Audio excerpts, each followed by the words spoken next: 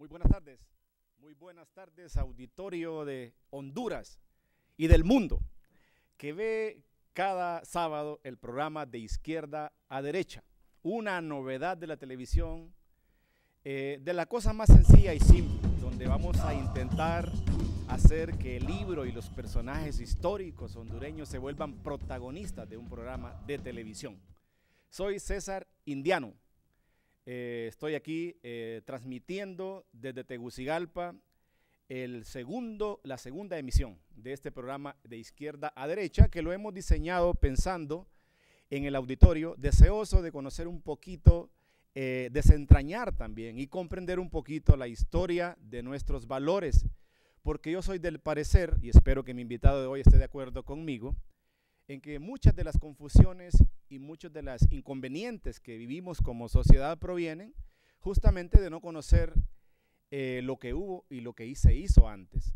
Así que yo estoy empecinado en que exista un programa para que nos ayude a comprender a través de los libros. Aquí tengo el libro invitado de hoy.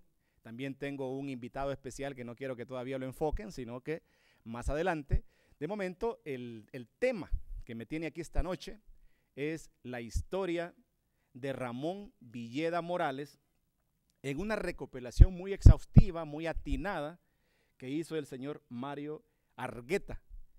El subtítulo de este libro es Luces y sombras de una primavera política. Más adelante, en el transcurso del programa, vamos a averiguar por qué razón el autor decidió subtitular este libro como una primavera política, este fenómeno político que sucedió en los años 50, especialmente en 1957, que es cuando don Ramón Villeda Morales toma el poder.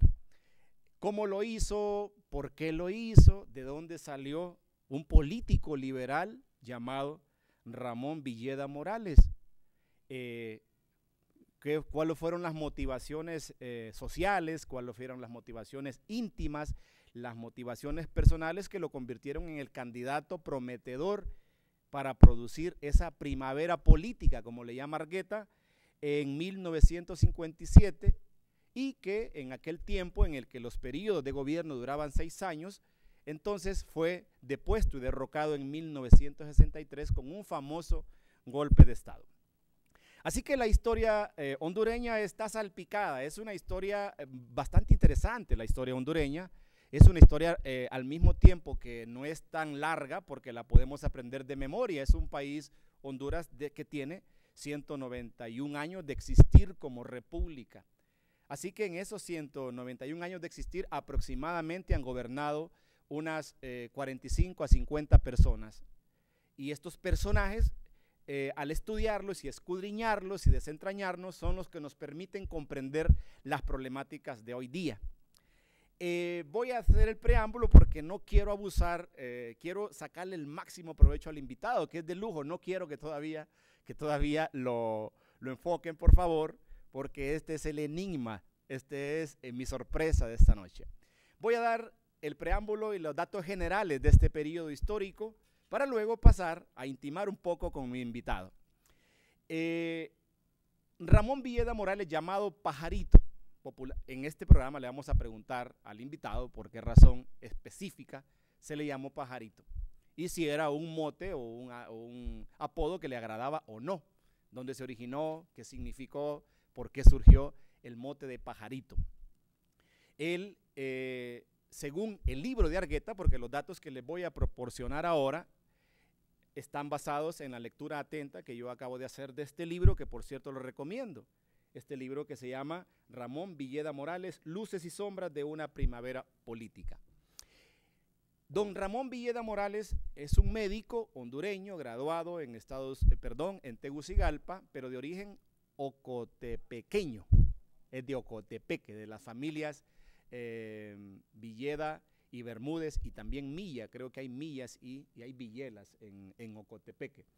Y es un médico de las primeras generaciones de médicos interesantes cuando la Universidad Nacional comenzó su auge en la promoción y en las primeras promociones de los primeros profesionales serios. Antes de ser político, este es un médico muy, pero muy, muy destacado. y tiene una serie de estudios del ramo específicamente médico que lo volvieron un hombre prestigioso en el ramo profesional de la medicina. Por ejemplo, estudios muy detallados sobre enfermedades venéreas, estudios sobre salubridad, estudios sobre hospitalidad y hospitalización. Es un hombre que antes de dedicarse a la política se dedicó con mucho entusiasmo y con mucha responsabilidad al tema de la medicina. Naturalmente tuvo que ejercer su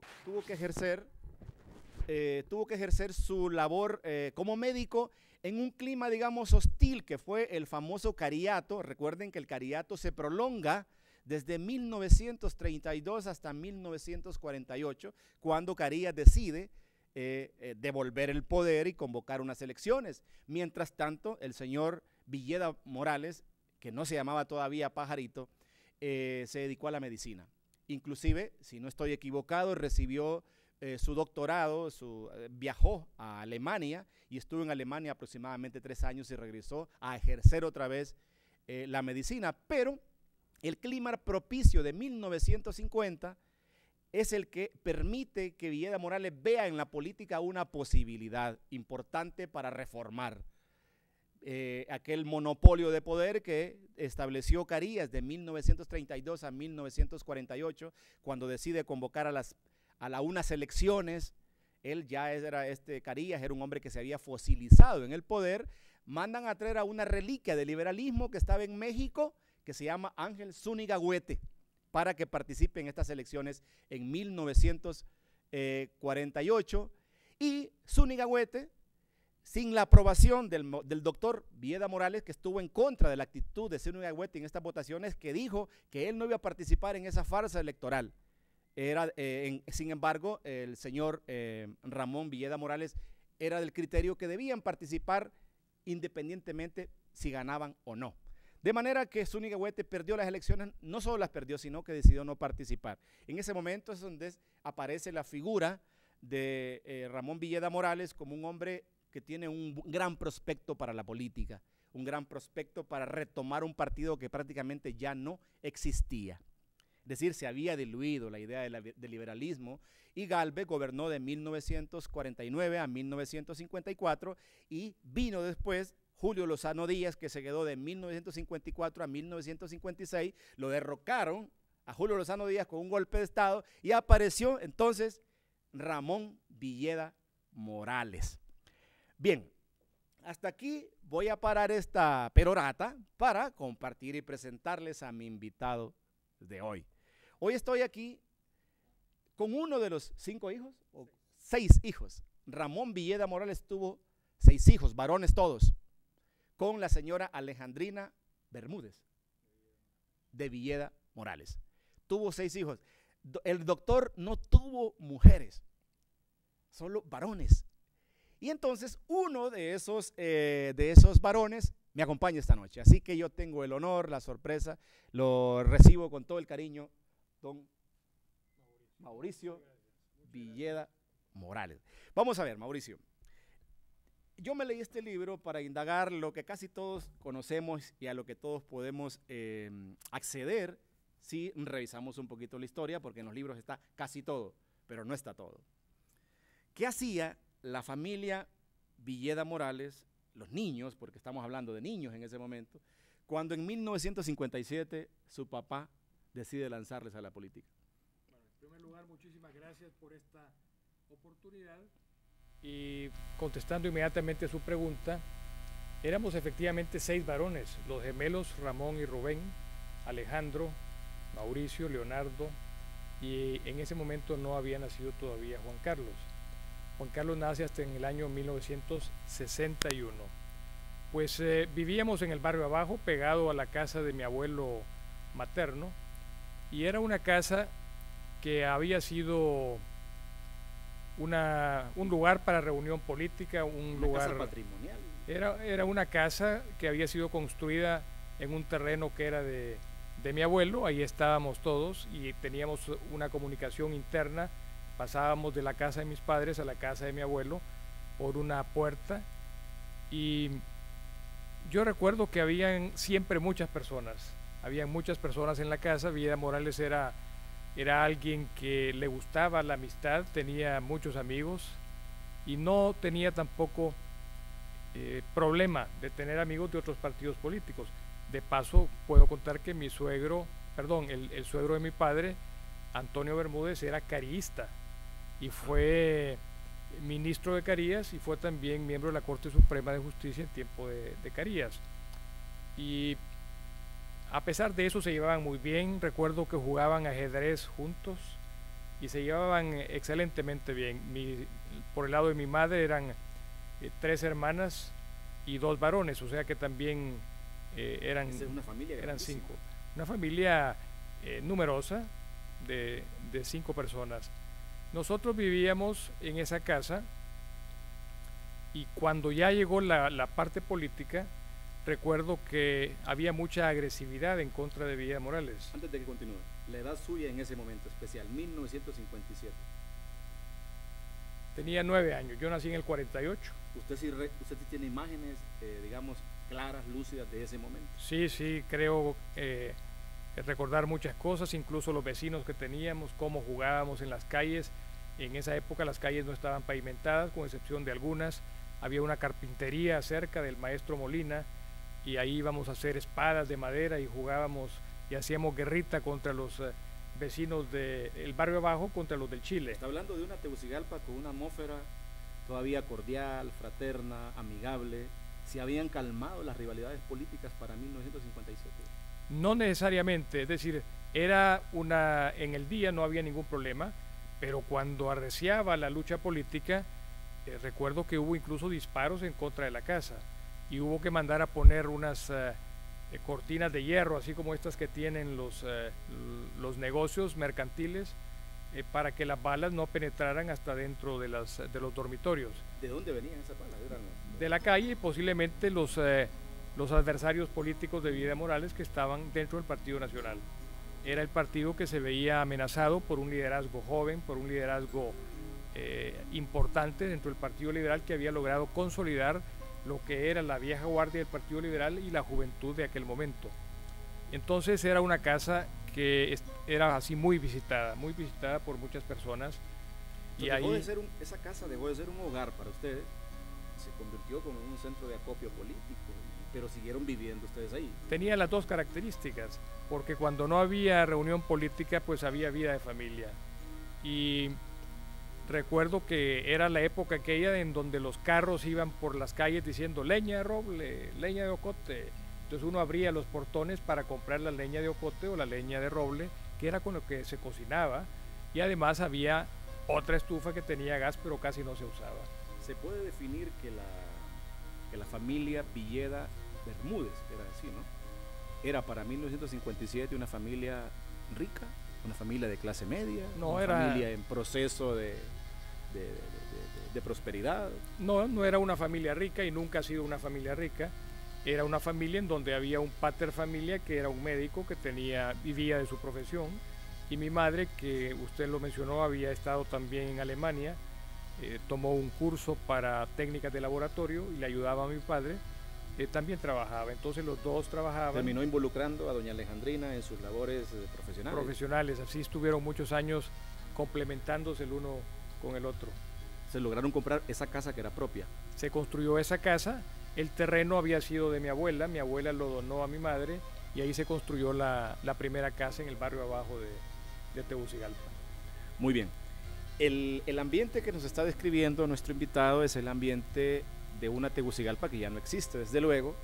Es la Tegucigalpa, digamos, que comienza a reformarse a partir de 1955 con ese gobierno que indudablemente Gálvez puso una gran cuota para introducir lo que mencionábamos en el programa pasado. Recuerdan que en el programa pasado nosotros hablábamos de los 4 brazos de Gálvez, que eran el Banco Central, el Desarrollo Vial, el Banco Nacional de Fomento y la Ley de Rentas. Con esos 4 brazos, Gálvez introdujo, digamos, al país en una era un poquito de reforma, luchando contra aquella, digamos, atmósfera un poquito medieval que había dejado en el ambiente Carías. Cuando llega Ramón Villeda Morales al terreno político, ¿está agitado el país o es realmente este paisaje que nos está describiendo Mauricio, donde dice, bueno, Tegucigalpa era de leñadores, de sastres, de cocineros, de viandas, de trato fraternal entre los ciudadanos? No existía entonces esa hostilidad que nos pintan a veces los libros. En ese momento, en esa zona de la ciudad, y nosotros a la edad que teníamos no sentíamos el clima político a nivel nacional, pero efectivamente unos años antes había sido la gran huelga de 1954. ¿Usted sí recuerda la gran huelga? No, esa no la recuerdo, pero... Usted tenía 4 años. Sí, recuerdo las historias que se hacían de la huelga de 54 en la costa norte, de toda la participación que hubo de muchas personas, no solamente de la costa norte, sino que de todo el país. Y fue una huelga que marcó una historia en este país nuestro, en Honduras, y además creo que fue como el despertar para muchos políticos, y creo que por esa huelga de 1954 se comenzó a gestar en la mente de los liberales que había que hacer un código del trabajo. Y el código del trabajo fue una de las primeras obras legislativas del gobierno liberal de Villeda Morales y Rodas Alvarado en el Congreso Nacional, si no me equivoco, es del año 1959, es decir, 5 años después. Ok, antes de que entremos un poquito a descifrar la anatomía política de este personaje, Ramón Villeda Morales, Pajarito, ¿me podría usted dar un boceto de la personalidad de él? Ser un hombre amoroso, tierno, un hombre de mal carácter, buena persona. ¿Cómo era don Ramón Villeda Morales? Bueno, era una persona alegre, en primer lugar. ¿De buen sentido del humor? De buen sentido del humor. Si usted ve las imágenes de Villeda Morales, todas están esbozando, la mayoría de todas las fotografías esbozan una sonrisa. Era una persona alegre, repito, era una persona como padre de familia, era cariñoso, como esposo también, muy cariñoso. ¿Con ustedes? ¿El con trato nosotros? con los hijos? Sí, definitivamente. Y algo muy especial era que respetaba los domingos. Los domingos eran día de familia. Cuando no había política de por medio, eran días de familia. Y durante la presidencia eran días de familia también. Sí. Recuerdo que íbamos a misa y después de misa nos íbamos al campo, por lo general a una propiedad que también mi abuelo tenía en las afueras de Tegucigalpa. ¿En qué lado más o menos? En el Picacho. En el Picacho. Tenían ustedes ahí una propiedad de campo, era ahí, una costumbre más o menos de las familias de la época. Sí, era una casa en la ciudad, una casa de adobe, un terreno fuera de la ciudad donde iban a pasar las estancias, las vacaciones y a divertirse, ¿no? Una casa de adobe con piso de ladrillo, de ladrillos, y un cafetal y una huerta alrededor de la casa, y ahí coincidíamos todos los primos y es decir, los tíos y los primos de los dos lados, por el lado Villeda y por el lado Bermúdez. Así es que, bueno, y la presencia de mi abuela, porque mi abuelo murió el año que yo nací. Entonces, con él no tuvimos la oportunidad de compartir, pero con el resto de la familia sí. Mauricio, ¿usted es el hijo mayor de don Villeda Morales? No, soy el cuarto. Primero están los gemelos, Ramón y Rubén. Sí. Después, luego está Alejandro, que es médico. Después estoy yo en orden cronológico. Después está Leonardo y por último está Juan Carlos. Bien, para ir entrando un poquito en la materia política, de todos es conocido la historia, y la historia retrata este episodio como un episodio trágico para algunos, triste para otros, como seguramente se van a pintar durante el transcurso en el devenir de la historia, todos los momentos en los cuales un país se ve obligado a derrocar un presidente. Ese tema naturalmente tiene que venir a esta mesa, y yo, para ir de una vez a él, le quiero preguntar esto. Cuando se produce el golpe de 1963, usted es un hombre que tiene 15 años. ¿Qué significó en primer lugar para la familia Villeda Bermúdez este derrocamiento? Bien, antes de contestarle a su pregunta, quiero decirle que habíamos pasado por una época violenta también durante el gobierno de Villeda Morales.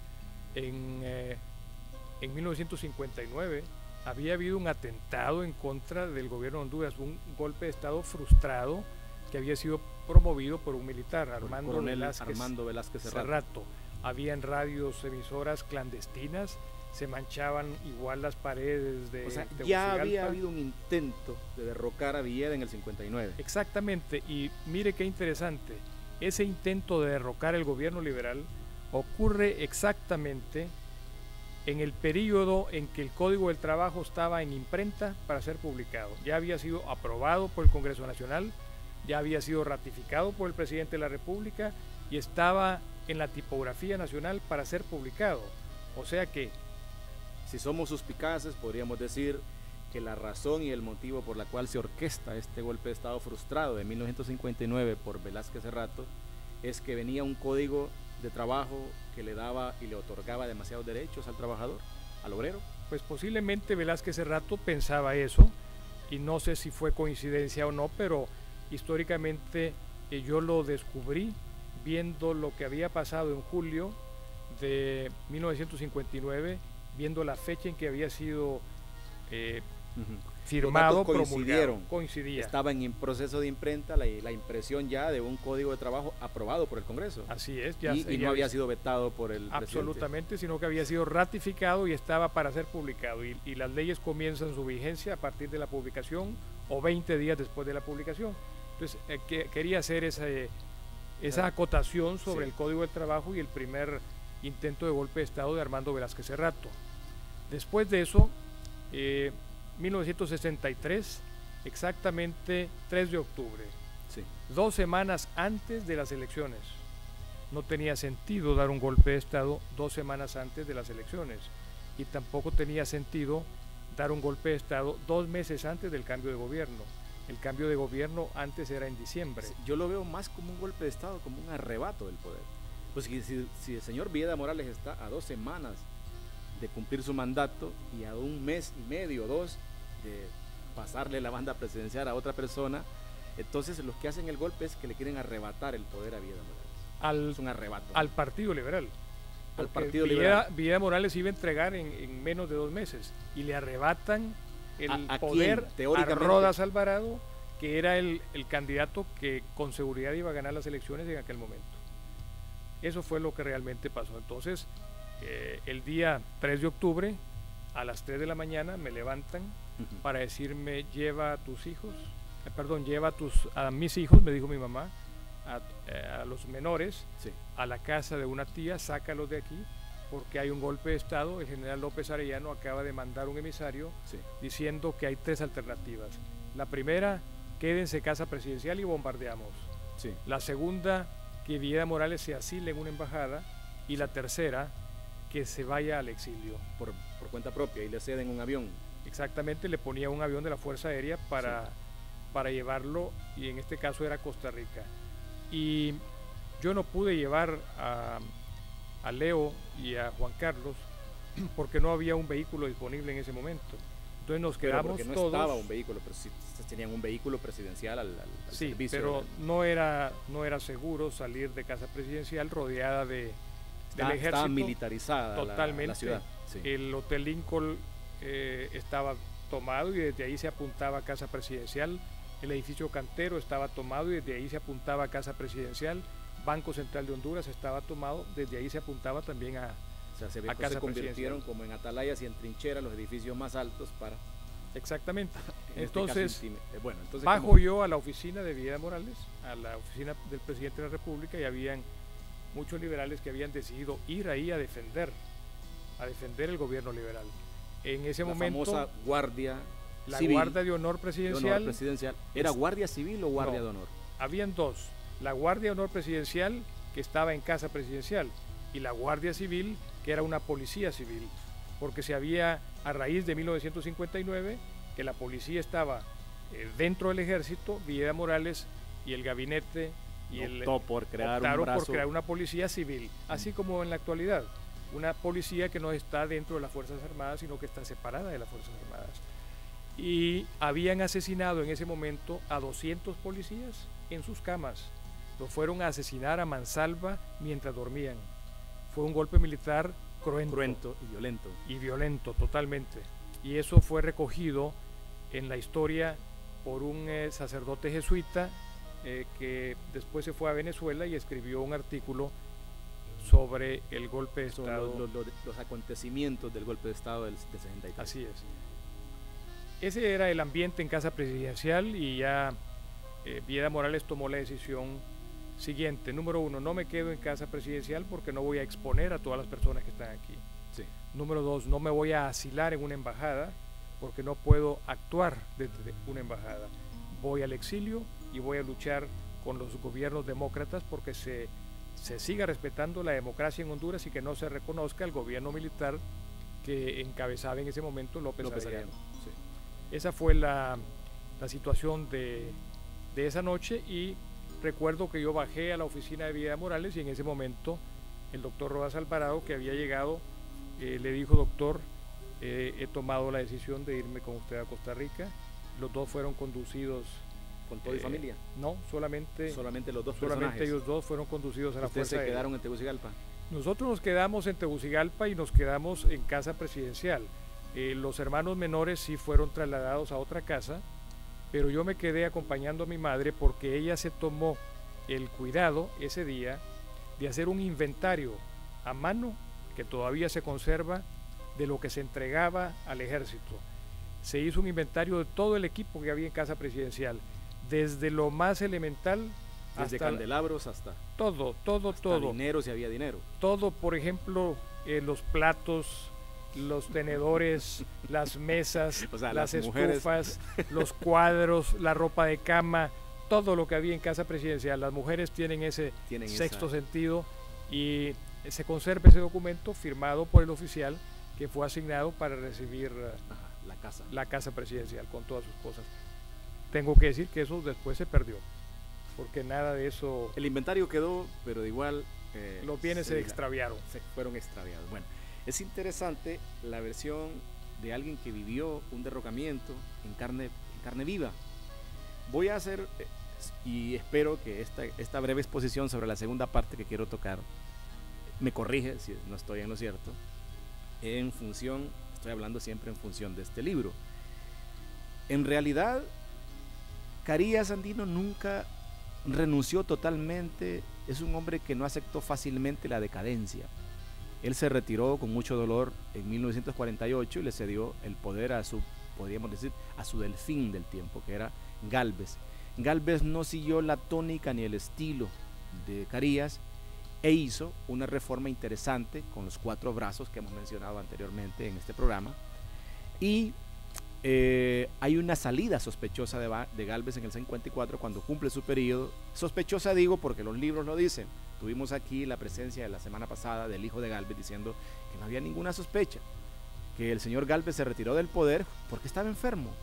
Pero a los historiadores y a los sociólogos les gusta creer, les gusta meterle un poquito de picardía a la historia, y dicen que a lo mejor había el pesar de Gálvez era lo que temía Gálvez era el retorno de Carías al poder, lo cual lo iba a cargar de mucha culpa. De manera que Carías fue alguien que no pasó al retiro, al contrario, algunos sociólogos dicen que Carías en el retiro se volvió mucho más incisivo y agrandó su colmillo en política, al grado que quiso volver a ser presidente de Honduras, y esa sombra estuvo siempre al lado del gobierno de don Vieda Morales. 2 sombras, creo yo. Según este libro hay 2 sombras que persiguen a Vieda Morales. Una de ellas es la sombra de Carías, que por cierto es una sombra grandísima porque era un hombre grandote y gordo, de un pecho enorme, y que la sombra de él era muy prolongada. Y la sombra de unos militares que en 1957 le pusieron como condición al señor Vieda Morales para entregarle el poder sin haber tenido la mayoría de la votación, que les concediera una especie de autonomía, un arreglo un poquito extraño entre los militares que estaban aflorando en la palestra política, y arreglaron con Vieda Morales esto. Le dijeron, bueno, no tiene la mayoría absoluta para volverse un presidente legítimamente soberano, porque le hace falta el porcentaje que la ley demanda, pero podemos permitir que eso suceda para no repetir la elección, que podría ser riesgosa, si usted nos cede cierta autonomía al ejército, a las fuerzas militares, que ya eran muy fuertes y muy emergentes. Ahí discrepo de... Ok, vamos ahora a escuchar la versión. Esta es la versión del libro.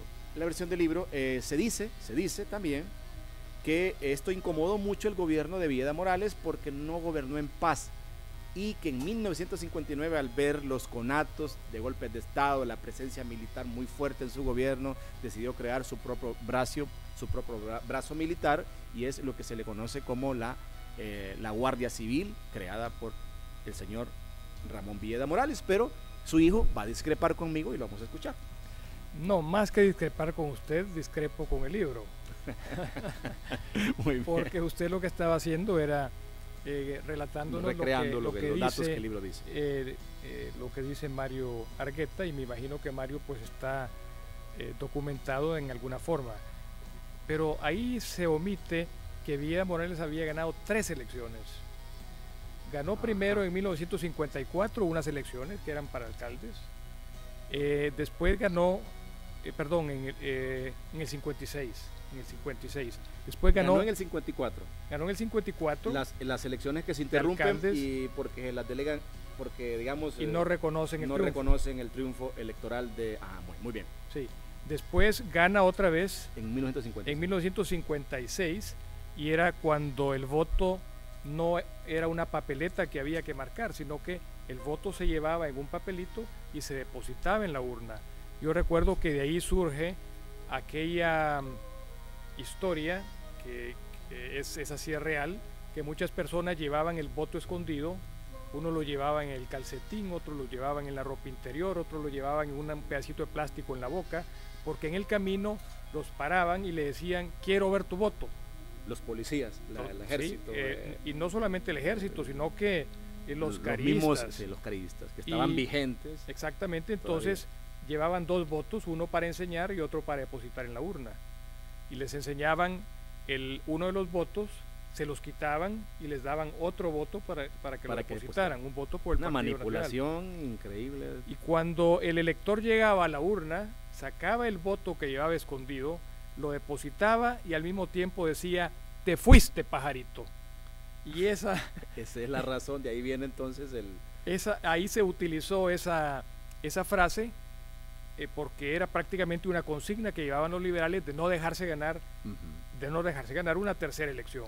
Y esa elección se gana, y hay entonces una asamblea nacional constituyente. Los diputados eran constituyentes, y se logra así entonces ganar la tercera elección.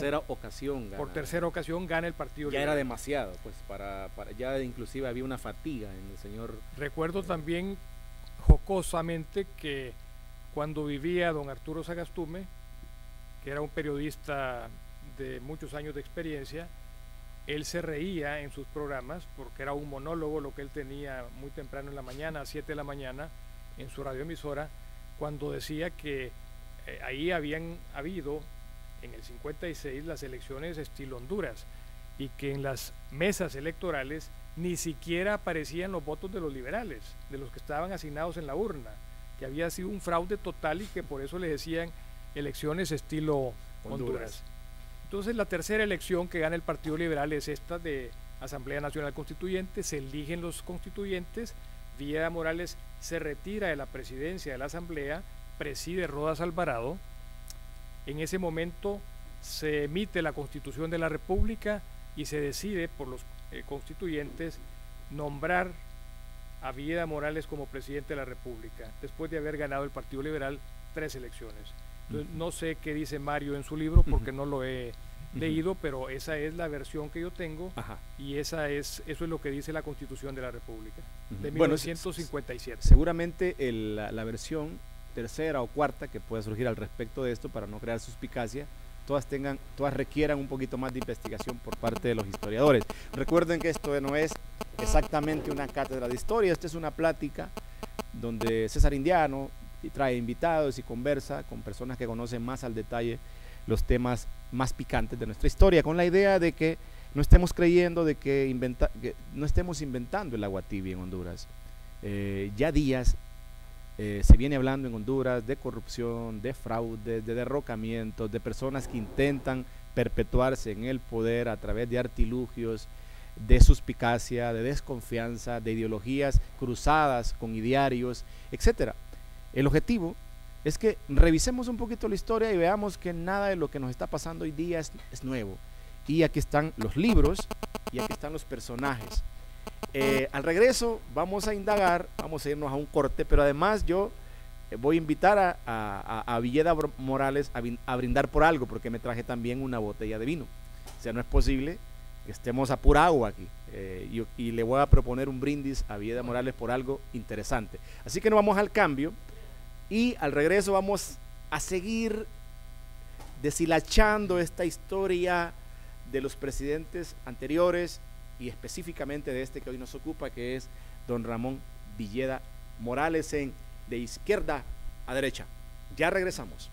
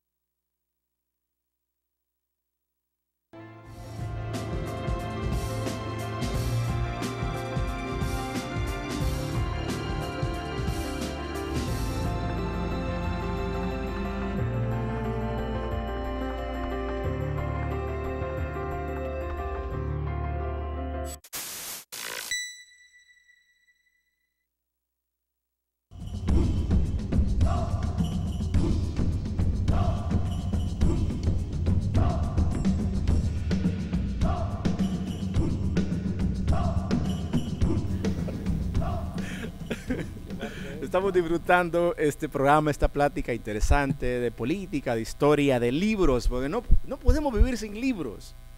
Hay que hacer de los libros la vitamina cotidiana, hay que volver a ellos y leerlos. Este es un libro hermoso, una captura interesante de intercambios. Fíjense bien, vamos a hablar de tema picante, pero como esto se va volviendo cada vez más picante, vamos a invitar a Mauricio Villeda a brindar por este país. ¿Por qué? Nunca que yo recuerde, Honduras había caído en el nivel de infamia y descrédito que ha caído en estos últimos años. En el extranjero, la prensa internacional en este momento se ceba con el país diciendo que este es el país más criminal de Centroamérica. El país más violento, donde hay, dicen, 83, 82, a veces la bajan a 80 crímenes por cada 100,000 habitantes.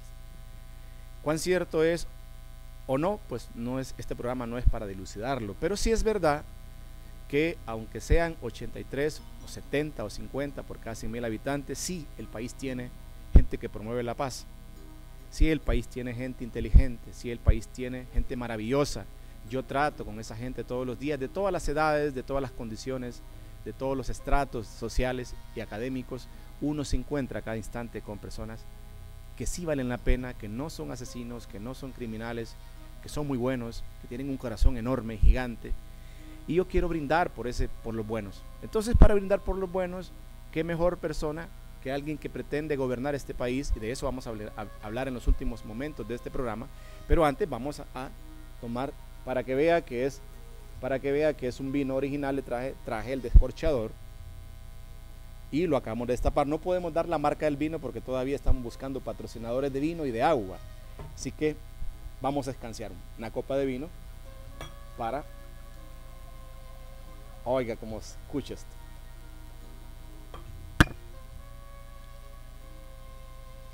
Brindar por los buenos.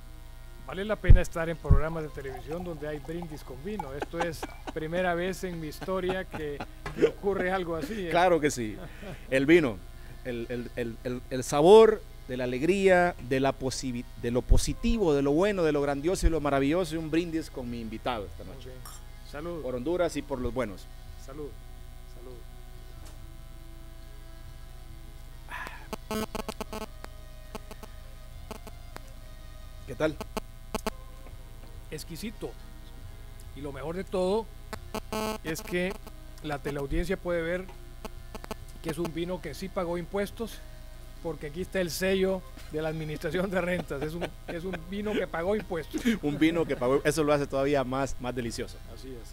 Muy bien, volvamos entonces al tema de Ramón Villeda Morales.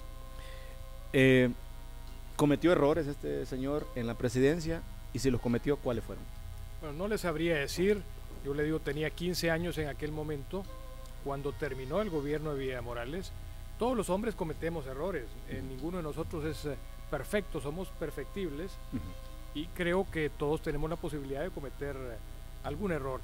Pero creo que cuando uno analiza un gobierno, en este momento lo que se recuerda de Villeda Morales no fueron los errores, sino que fueron los aciertos. Sí. Me gusta muchísimo, por ejemplo, cuando una persona de cualquier partido político que sea me dice: yo recuerdo a Villeda Morales por el Código del Trabajo, yo recuerdo a Villeda Morales por la Ley de Reforma Agraria. Vamos a ir anotando un poquito los aciertos y vamos a anotar al final que prevalecen más los aciertos que tal vez los errores, entre comillas. El Código de Trabajo es obra de un gobierno de Villeda un gobierno liberal, sí. Ese Código de Trabajo generó inclusive tanta suspicacia que casi le dan el golpe votan al gobierno en el 59 por el código. ¿Qué otra cosa? Pero fíjese que es un código que, a pesar de que ha pasado tanto tiempo, ha sido como el regulador de las relaciones obrero-patronales. Y ahora se dan cuenta de que no hay nada mejor que tener una ley como el Código del Trabajo, que ha sido levemente reformada en todos estos años, que regula esa relación obrero-patronal. ¿Qué otra cosa preguntaba usted? Sí. La Ley de Reforma Agraria, por ejemplo, que fue también emitida en el año 62 y que después fue derogada. Podría decirle con mucho orgullo la Ley de Emisión del Pensamiento, una ley que fue emitida en 1959 o 58, a principios del gobierno, y que al día de hoy no se le ha reformado más. Ni una coma, sigue intacta. Totalmente. ¿Por qué razón alguien como Villeda Morales le dio importancia al tema de la emisión del pensamiento? Es decir, que habían problemas todavía en la época de 1955, 60. Sí. Había ley mordaz, había persecución. Censura. ¿Era censura general o era una censura específica a las ideologías que estaban ingresando? Había censura y había persecución por las ideas. Y Villeda Morales creía en la libertad, el Partido Liberal cree en la libertad. Y en ese momento, uno de los primeros actos de gobierno fue precisamente emitir la Ley de Emisión del Pensamiento, que simplemente reforzaba dos cosas. Uno, la Constitución de la República, en donde por primera vez en una constitución hondureña se incluían todos los derechos humanos que habían sido emitidos en 1948 por la Organización de Naciones Unidas. Primera vez en una constitución de Honduras que se introduce entonces ese tipo de derechos humanos. Y ahí estaba la emisión del pensamiento y la libertad de expresión. Sí. Y esa ley, ese código, esa ley de emisión del pensamiento, lo que hace precisamente es hablar sobre el derecho que tiene cualquier persona para expresarse como quiera, y también la libertad de una persona para crear un medio de comunicación social, porque a veces no se permitía la creación de los medios de comunicación. Entonces esa ley lo que hace es que lo regula. Y el único límite que tenía esa ley era la moral y la ética. Esos eran los límites de la Ley de Emisión del Pensamiento, y como repito, es una ley que no ha sido modificada desde su creación hasta ahora.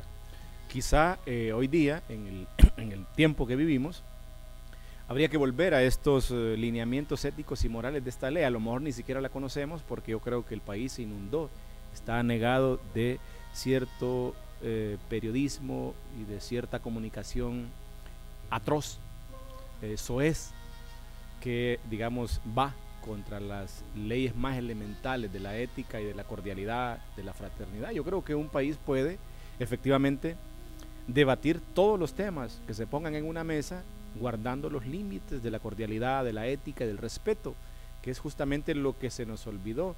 A lo mejor habría que volver sobre esta ley de emisión del pensamiento para conocer cuáles eran esos límites éticos y morales que había en aquella emisión del pensamiento, porque en 40 años después de seguirnos comunicando sin control, hemos convertido la comunicación, sobre todo televisiva y radial, en una emisión de un pensamiento que roza con el libertinaje. Pero ese es un tema para otra película y para otro programa. Entonces, hay 3 leyes que definen, digamos, el gobierno de Villeda Morales: la ley de reforma agraria, que después se derogó, me dice, la ley de emisión del pensamiento y la ley del Código de Trabajo, que es la que justamente va a regular la relación trabajador, obrero, jornalero desde 1960 hasta la época, me imagino. Pero se puede sumar también la ley de seguridad social, la creación del seguro social, que fue otra obra del gobierno liberal que todavía ahí está el seguro social, y que por cierto no ha crecido como debería de haber crecido. El seguro social 50 años después de su creación debería estar en todo Honduras, y no está en todo Honduras. O sea, ese proceso se detuvo. Es un proceso que se ha estancado, y que el principal deutor a la seguridad social es el Estado mismo, y no debería ser así. Es decir, las pensiones de viudez, las pensiones de orfandad que están en la ley de seguridad social, en primer lugar deberían de haber crecido con relación al costo de la vida actual. O sea, el comienzo estuvo bien. Algo pasó en el devenir y estas instituciones se desnaturalizaron, se corrompieron, se politizaron. Así es. Y esa es quizá una de las peores desgracias que hemos vivido como sociedad. Pero bien, Villeda Morales estaba satisfecho para 1962 con lo que había hecho a nivel de poder. Antes de que me conteste, este libro está basado en una información que el doctor Argueta, creo que es de los pocos historiadores que ha tenido acceso a información tan especial como esta, que son los intercambios de las embajadas, algo así como el Wikileaks de aquel tiempo. Es decir, en ese momento la intervención de los norteamericanos en materia política y diplomática es tremenda. Tienen un protagonismo severo, bien marcado. Y ese intercambio de cartas entre cancilleres, diplomáticos, embajadores con Estados Unidos para ver qué rumbo se le puede dar. Hay una especie de inspección, más que inspección, hay un espionaje de las embajadas con respecto a lo que está pasando en Honduras. Y en este libro, lo recomiendo por cierto, hay algunas cartas atemorizantes, terribles, donde los embajadores a través de sus correos con el cuerpo consular de los Estados Unidos describen a un Villeda Morales corrupto, ambicioso, irresponsable y no sé cuántos más calificativos peyorativos al respecto de esta figura. ¿Qué tiene que decir el hijo 60 años después sobre este intercambio, sobre estos Wikileaks que están denunciados en este libro? Bueno, quiero decir que los valores que nos inculcó Villeda Morales eran todo lo contrario de lo que usted está describiendo. Nos inculcó el respeto, nos inculcó la veracidad, nos inculcó la rectitud. Esos eran valores que se inculcaban en la familia Villeda Bermúdez, y yo recuerdo perfectamente la actitud de él en casa presidencial, la actitud de él con sus correligionarios, incluso con sus adversarios. Era una persona que hizo amigos en todos los partidos políticos. Ahora no sé específicamente a qué se referían estos embajadores. Lo que sí sé es que en aquella época los embajadores norteamericanos estaban acostumbrados a quitar y a poner presidentes. Se evidencia en el intercambio de estas cartas, se evidencia el tono de... Y el Departamento de Estado en los Estados Unidos posiblemente recibía toda esa correspondencia. Sin embargo, la relación entre Villeda Morales y Kennedy, que era el presidente, era totalmente de amistad y de cercanía. Yo recuerdo que Kennedy estuvo en Costa Rica con todos los presidentes de Centroamérica, y que se designó a Villeda Morales como el orador de esa reunión. Y recuerdo antes de que siga, efectivamente, tal y como lo describe la historia, don Ramón Villeda Morales era un orador nato, talentoso. Sí, era una persona que tenía... Era su fortaleza. Una memoria privilegiada, y algunos le decían, es que a usted le escriben los discursos. Entonces él en broma les decía, sí, incluso los que improviso. Era una persona que tenía una facilidad. Una vez Ochoa y Martínez le hizo, y él a detener esa entrevista, una pregunta, y en broma, así en una conversación como esta, le dijo, doctor, ¿qué opina usted de la minifalda? Acaba de salir la minifalda. Y Vida Morales le contestó, es algo muy mínimo como para referirme a ello. Entonces tenía unas salidas. Esa velocidad mental que con toda seguridad han perdido en el devenir del tiempo los presidentes, ¿no? Yo creo que hace falta en Honduras que vuelva la inteligencia política, la rapidez mental, la lucidez. Estamos deseosos de que aparezcan políticos inteligentes porque al final de cuentas el político inteligente dignifica a toda la sociedad que representa. Lo otro es que había un equipo de trabajo, no solamente era Vida Morales, sino que había un equipo de trabajo que rodeaba a Vida Morales y nadie se enriqueció en ese gobierno. Las personas que fueron colaboradores de Vida Morales y el mismo Vida Morales no se enriquecieron en el gobierno. No hay mansiones en el patrimonio de Vida Morales, no hay fincas en el patrimonio de Vida Morales, no hay haciendas, no hay yates, no hay aviones, no hay nada de eso en el patrimonio de Vida Morales. Los hijos hemos tenido que salir a trabajar todos. Yo recuerdo que cuando murió él en 1971, yo busqué trabajo para pagarme la universidad y quien me dio trabajo fue Leticia de Oyuelo en una revista que se llamaba Extra y haciendo fotografías. Así que usted es fotógrafo también. Hice fotografías, aprendí. Y usted escribe también. Pues hago más fotografías que escribir. Pero su profesión, ¿cuál es? Abogado. O sea, en la familia, los hijos de Vida Morales, ¿todos son abogados? No, médico, veterinario, el mayor, que es Ramón. Sí. Médico radiólogo, el segundo, que es Rubén. Médico cardiólogo e internista, el tercero, que es Alejandro. Abogado, el cuarto, que soy yo. Publicista, Leonardo, que es el quinto. Y administrador de empresas, Juan Carlos, que es el menor. Entonces yo me tuve que pagar mis estudios después de que murió mi padre y trabajaba, y 1 año y pico hice fotografías, como le decía, para Leticia de Oyuela, que dirigía la revista Extra. Y por cierto que al poeta Costa también lo retraté y salieron ahí en esa revista algunas de las fotografías. Y recuerdo también que después de eso tuve que trabajar, trabajé en los juzgados y trabajé en otras dependencias para poder costearme los estudios. Interesante, bien, nos quedan 3 minutos de programa, se nos fue, porque es que con vino, con plática buena, con buena compañía, pues el tiempo se diluye. Seguramente mi invitado va a volver y otros libros van a venir porque hay temas que requieren un tratamiento, hay temas específicos que requieren un programa entero. No me quiero ir sin antes preguntarle lo definitivo por hoy. Lo definitivo por hoy es, este es un señor que, viéndolo bien, vivió poco. Es un hombre que nació en 1908 y murió en 1971. Estamos hablando de un hombre que muere a los 63 años. Tengo la impresión, pero esto prefiero que me lo aclare como la última pregunta y como la última respuesta del programa de hoy.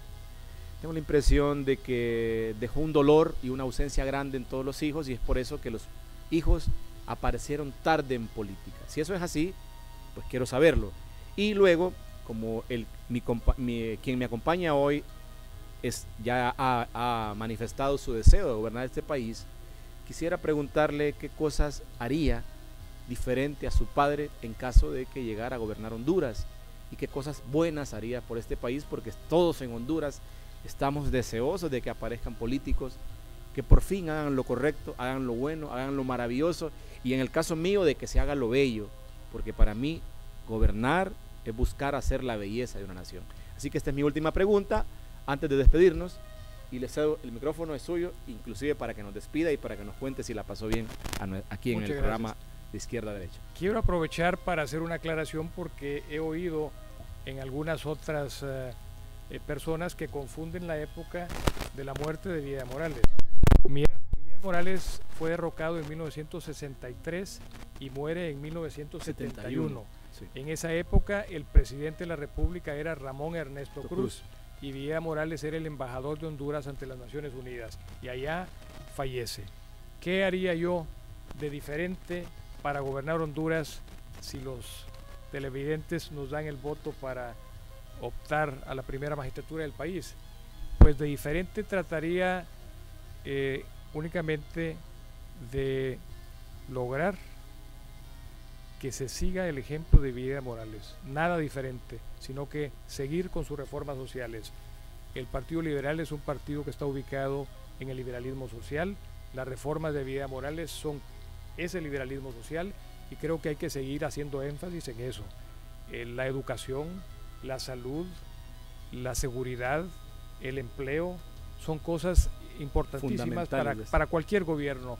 Y si usted le pregunta a un alcalde actual qué quiere la gente en su país, en su municipio, le va a decir: no hay agua potable, no hay hospitales, no hay medicinas. O sea que hay que irse a lo básico. Las mismas cosas de Pero siempre. sobre todo, combatir la corrupción. Combatir la corrupción y que sea un gobierno de transparencia total. Y un flagelo nuevo, que eso sí se diferencia de la época de Evidia Morales, y es el narcotráfico. Hay que combatir el narcotráfico porque ya en Honduras hay narcoalcaldes, hay narcodiputados y pueden llegar a haber narcopartidos. Entonces es algo que hay que combatir con seriedad, con fuerza, desde cualquier partido político. Muy bien.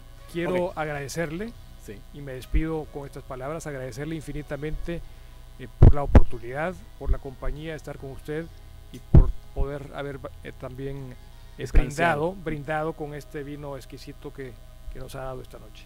Muy bien, así que gracias a la audiencia, gracias a los que sintonizan cada sábado a las 9 de la noche de Izquierda a Derecha. Vendremos las siguientes veces con más libros, con más personajes, con más ideas y con más amor, porque esa es la palabra clave de cualquier forma de desarrollo. Nos vemos, hasta pronto.